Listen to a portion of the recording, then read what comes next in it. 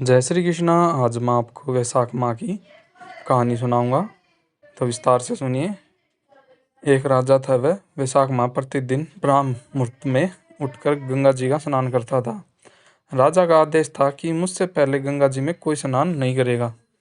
राजा जब गंगा जी में स्नान करने जाता तो वह प्रतिदिन शांत जल के स्थान पर हिलता हुआ हलचल जल में मिलती।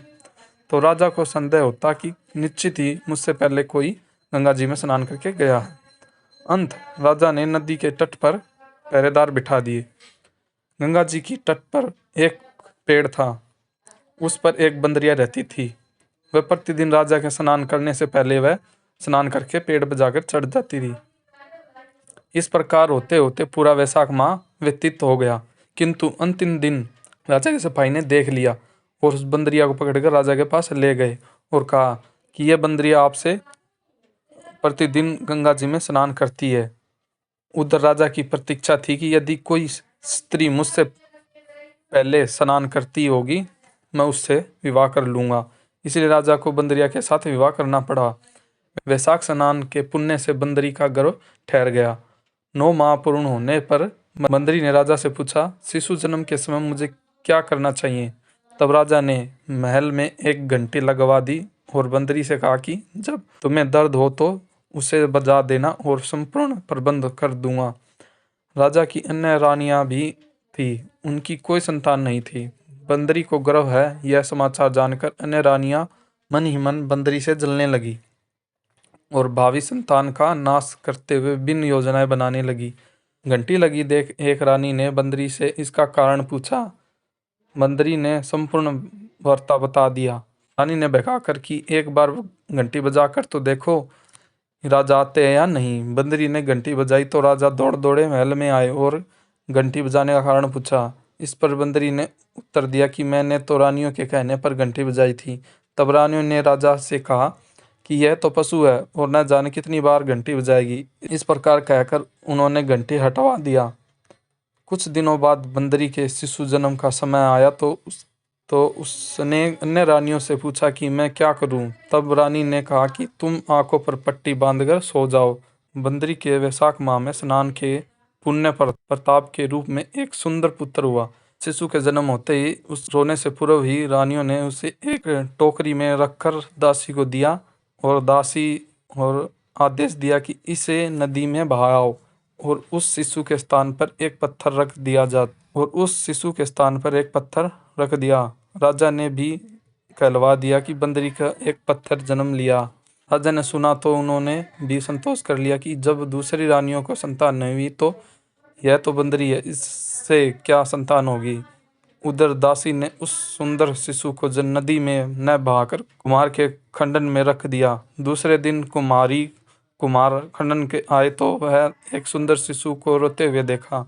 कुमारी कुमारन भी निशांत थे।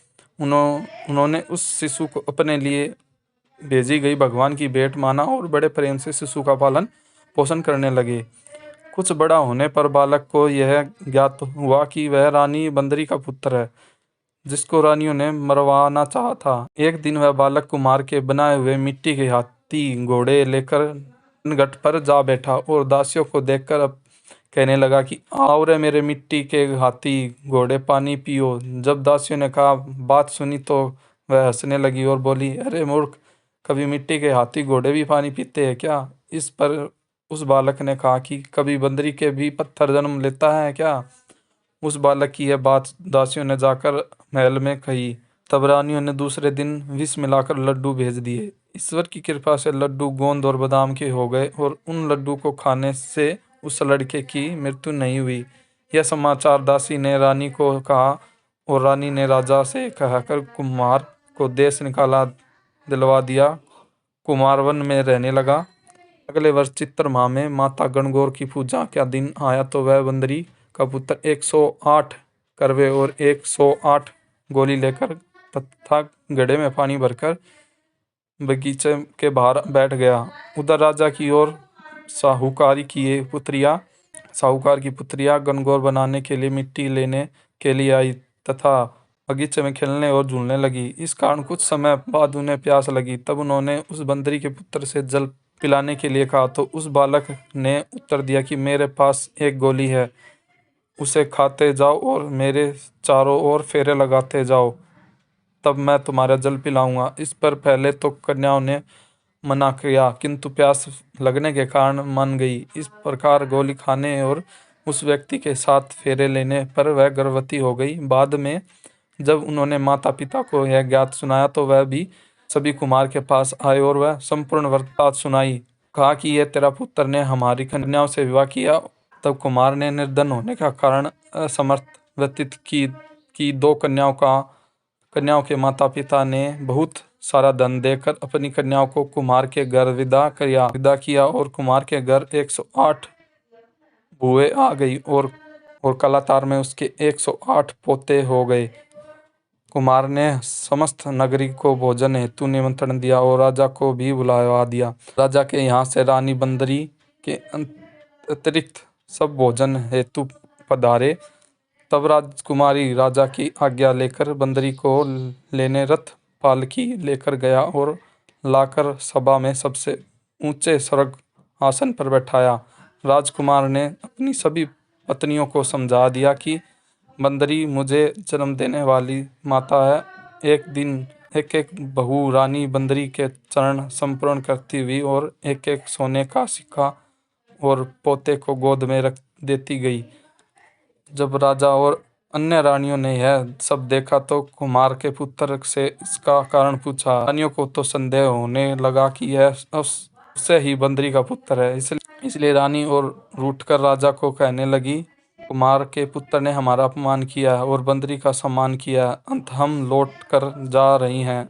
इधर राजा को पुत्र का जन्म का संपूर्ण रहस्य ज्ञात हो गया था, इसलिए उन्होंने रानियों को देश निकाला दिया और अपने सभी पुत्र वधू एवं पौत्रों को लेकर महल में गया और राजकुमार का राज तिलक किया।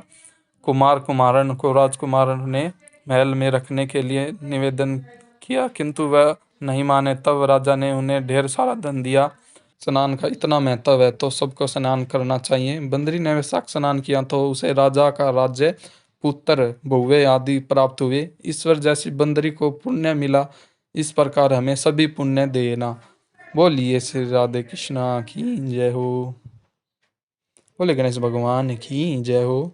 तो आपको अगर ये कहानी पसंद आई हो तो चैनल को सब्सक्राइब कर देना और कमेंट करके बताना। तो आपको मिलते हैं अभी नेक्स्ट कोई कहानी में। जय श्री कृष्ण।